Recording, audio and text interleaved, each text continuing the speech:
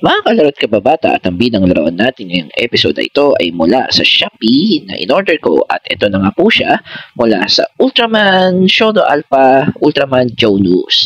At kung makikita natin alaman nito mga kalaro at kababata, mula sa kanyang katawan na maayos naman siya tignan, at sa kanyang ulo na naku po, napakaganda ng kanyang mata, pero nakikita ko magaspang ang kanyang texture at parang may dent sa gilid. Pero ayos lang naman.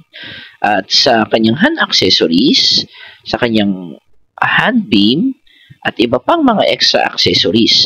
So kung makikita natin sa kanyang physical features, talagang kuhang-kuha niya rin talaga yung kung ano yung itsura niya sa cartoons. At ako'y tuwang-tuwa mga kalaro at kababata sapagkat napaka-rare nito.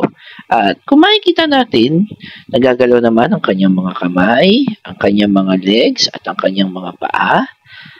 At makikita mo talaga na hindi siya mahirap i-pose. Kaya nga ako, dali-dali ako na inaayos ang kanyang forma, at kung makikita natin, nagagalaw naman ng mga ulo at ilang mga katawan nito.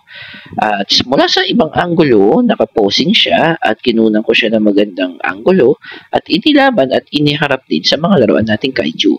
Sinuot niya na ang kanyang arm beam at talagang napaka-astig ng Ultraman Jonas na ito. Ulit-ulit ko nga itong ginagawa at talagang ako'y happy at masayang-masaya sa Ultraman Jonas na na-order ko na ito.